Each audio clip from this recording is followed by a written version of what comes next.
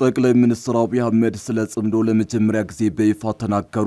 እኛ የምንዘጋጀው ግጭቱን ለሚጠነስሰው አካል ነው በማለት የመንግስት ዝግጅት ለሻቢያ እንደሆነ በይፋ ተናግረዋል። እንኳን ሻቢያ ወያኔና ሱዳን ሌላም ቢጨመር የኢትዮጵያ ሉዓላዊነት ቅንጣት ታህል ስጋት የለውም ያሉ ሲሆን ስለ ሻቢያና ህወሓት ጥምረትን በዝርዝር አስረድተዋል። ታደምጡታላችሁ።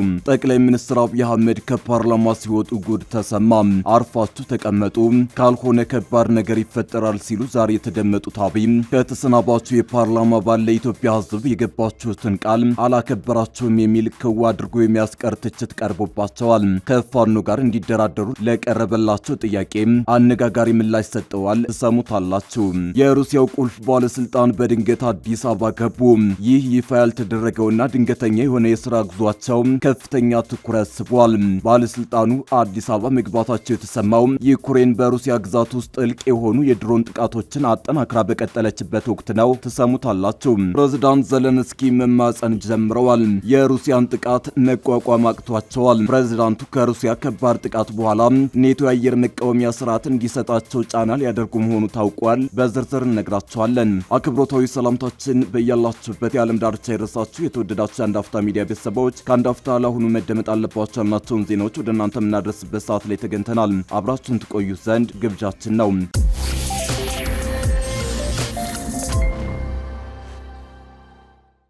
ጠቅላይ ሚኒስትር አብይ ስለ ጽምዶ ለመጀመሪያ ጊዜ በይፋ ተናገሩ።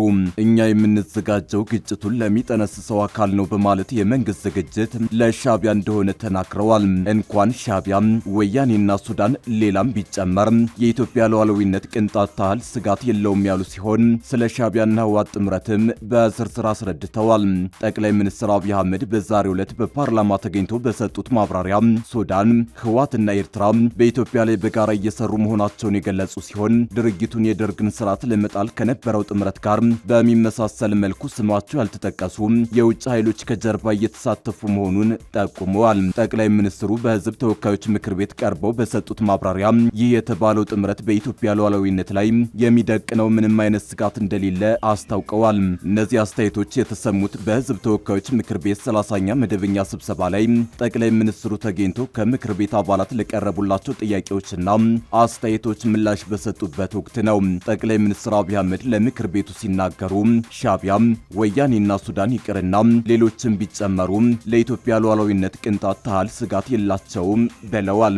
ጠቅላይ ሚኒስትር አብይ እንዳሉት ምንም እንኳን ሱዳን፣ ህወሓትና ኤርትራ ቀደም ሲል እንደ አውሮፓውያን አቆጣጠር በ1991 የደርግ ስርዓት እንዲወድቅ ባደረገው ዘመቻ ላይ በጋራ ተባብረው የነበረ ቢሆንም ዛሬ ላይ ግን ተመሳሳይ ውጤት ማምጣት አይችሉም። አብይ አክለውም ስማቸውን ከጠቀሷቸው ሶስት አካላት በተጨማሪም ሌሎች ስማቸው ያልተጠቀሱ አካላት ይህንን ጥምረት እየደገፉት መሆኑን ጠቁመዋል። ጠቅላይ ሚኒስትሩ በአሁኑ ወቅት ያለውን ሁኔታ የመጥረቢያ ፖለቲካ ሲሉ የገለጹ ሲሆን የመጥረቢያ ክፍሎችን በመጠቀም በአካላቱ መካከል ያለውን ግንኙነት በምሳሌ አስረድተዋል። እንደ ጠቅላይ ሚኒስትር አብይ ገለጻ የመጥረቢያ ብረት ህወሓትን የሚወክል ሲሆን የራሱ ዓላማ የሌለውና የሌሎችን ፍላጎት ብቻ የሚያስፈጽም ነው ብለውታል። ሻቢያ ሲሉ የጠሯትን ኤርትራ ደግሞ ብረቱ ስራውን እንዲያከናውን ከሚያስችለው ከመጥረቢያው የእንጨት እጀታው ጋር አመሳስለዋታል። ጠቅላይ ሚኒስትር አብይ አህመድ የእንጨት እጀታው በያዘው እጅ እንደሚመራ የገለጹ ሲሆን ይሁን እንጂ ከተባለው ጥምረት በስተጀርባ ኃይል እንዳለ ገልጸዋል። ከጀርባው ሆኖ ስለሚንቀሳቀሱት የእነዚህ አካላት በተደጋጋሚ ቢጠቅሱ ማንነታቸውን ግን ለይተው አልተናገሩም። ትኩረቱ ብረቱ ወይም እጀታው ላይ ብቻ መሆን የለበትም ያሉት ጠቅላይ ሚኒስትሩ ይልቁንም እነርሱን ወደ ፈለገበት አቅጣጫ በሚያዞሩት ስማቸው ያልተጠቀሱ ተዋናዮች ላይ መሆን እንዳለበት በመጥቀስ እነዚህ ኃይሎች እስካሉ ድረስ መሰረታዊው ችግር ሊፈታ እንደማይችል ተናግረዋል።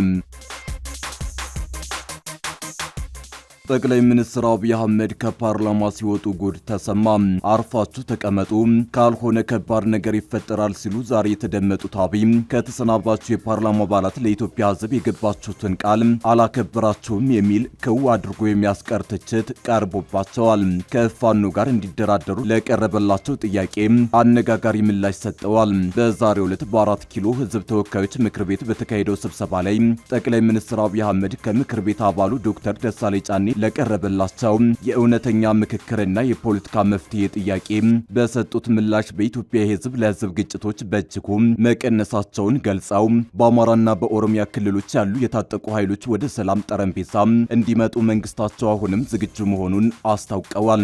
ጠቅላይ ሚኒስትሩ በንግግራቸው ከዚህ ቀደም በስፋት ይስተዋሉ የነበሩት እንደ አማራና ኦሮሞ፣ ሶማሌና ኦሮሞ እንዲሁም ጌዲዮና ሲዳማን የመሳሰሉ የብሔርና ሃይማኖት ግጭቶች አሁን ላይ እምብዛም አይሰሙም ብለዋል። አሁን እየታየ ያለው የጸጥታ ችግር ህዝቡ እርስ በርስ መጋጨት በማቆሙ ምክንያት ብሔርንና ሃይማኖትን የሚያጋጩ ኃይሎች ራሳቸው በቀጥታ ህዝቡን ለማጋጨት የሚያደርጉት ጥረት መሆኑን አብራርተዋል። ኢትዮጵያ ተረጋግታና ጠንክራ እንድትቆም የማይፈልጉ የውጭና የውስጥ ኃይሎች ባንዳዎችን በማደራጀት ህዝቡን እያመሱ እንደሚገኙ የጠቆሙት ጠቅላይ ሚኒስትሩ መንግስት እነዚህን የጸረ ሰላም ኃይሎች ለመመከት የጸጥታ አካላትን አቅም በቁጥር በጥራትና በቴክኖሎጂ አጠናክሮ እየሰራ መሆኑን ገልጸዋል። አክለውም ጠቅላይ ሚኒስትሩ በሀገሪቱ ያሉትን የጸጥታ ተግዳሮቶች ከሌሎች አፍሪካ ሀገራት ጋር በማነጻጸር አስረድተዋል። ናይጄሪያ ውስጥ ለዓመታት የጸጥታ ስጋት ሆኖ የቀጠለውን የቦኮ ሃራም ቡድንን እንደ ማሳያ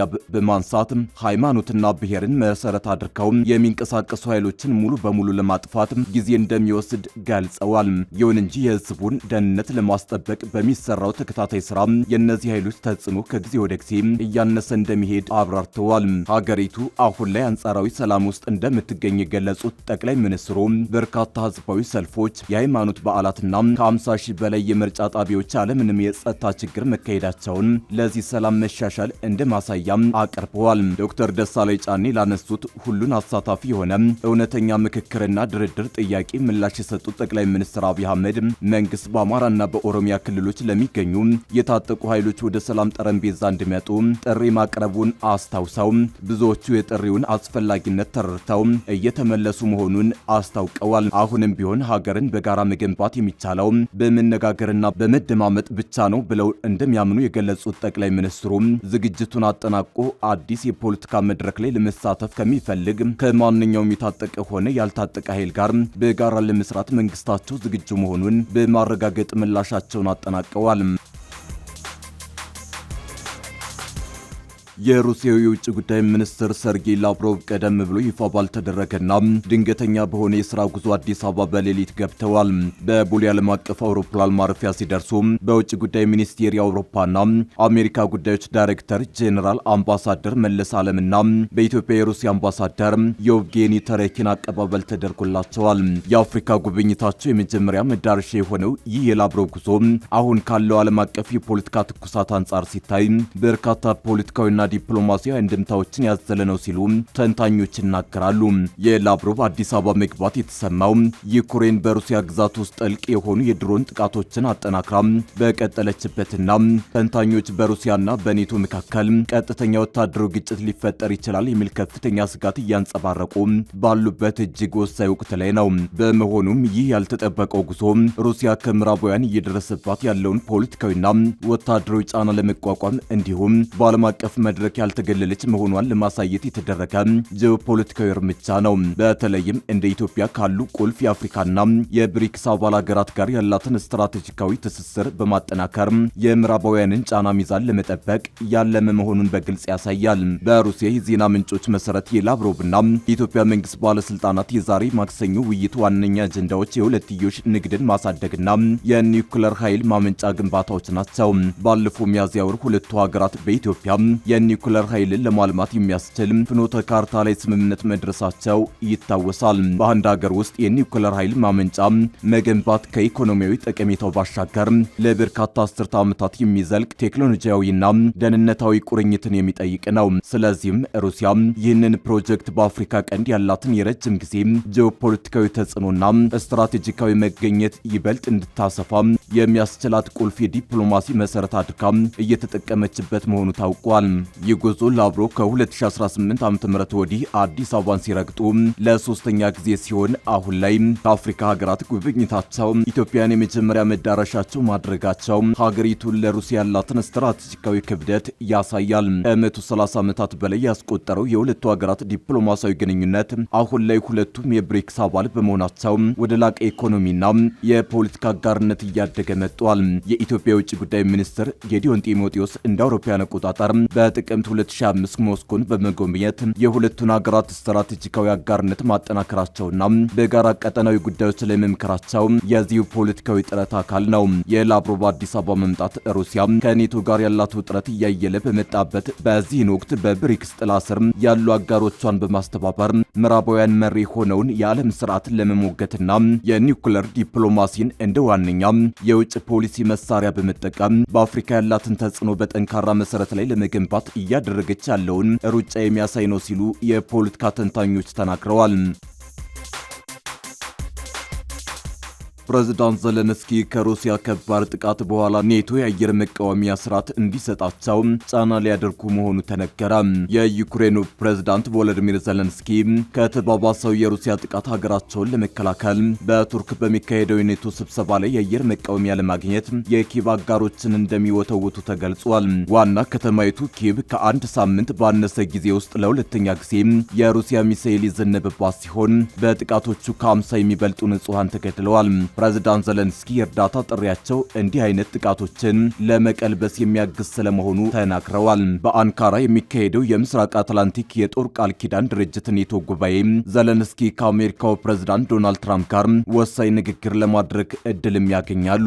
ንግግሩን የሩሲያ የጭካኔ ጥቃቶች ድካማነት ማሳያ እንጂ የጥንካሬ እንዳልሆነ እንዲሁም ቭላዲሚር ፑቲን የተከበረ ሰላም ለማምጣት ንግግር እንዲያደርጉ ጫና ሊደረግባቸው ይገባል የሚል አቋማቸውን ለማስረዳት ይጠቀሙበታል።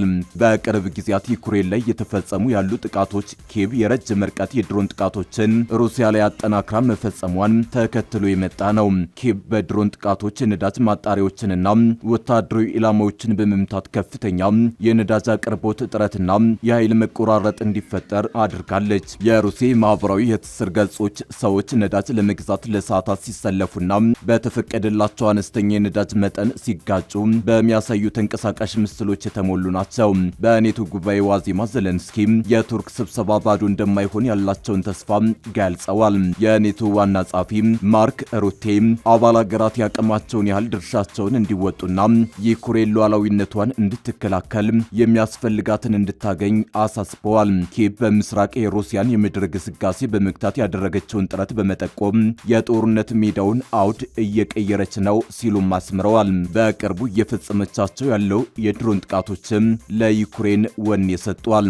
በመሪዎቹ አፍ ያለው ቃል የድል መስኮት ስለመከፈቱ ነው። ይሁን እንጂ ጦርነቱ በሰማይ ተቀጣጥሎ ሲቀጥል የሩሲያ ባሊስቲክ ሚሳይሎች ለኪየቭ ገሃዳዊ ችግር ፈጥረውባታል። የዩክሬን አየር ኃይል በየቀኑ የሚደበደቡትን የሞስኮን መሳሪያዎች እየመዘገበና ያከሸፋቸውንም እየቆጠረ ነው። ሰኞ ዕለት ሁሉም የድሮን ጥቃቶችን በስኬት መከላከል ቢችልም ሚሳይሎችን ለማክሸፍ ግን እንደማይችል እውን ሆኗል። በሰዓታት በርካታ ሺህ ኪሎ ሜትሮችን ተምዘግዝከው የሚያጠቁ መሆኑና ዩክሬን መጋዘን ውስጥ በቂ አሜሪካ ሰራሽ ፓትሪዮት የሚሳይል መከላከያ አለመኖር ጥቃቶችን ለመቀልበስ ፈታኝ ሆኖባታል።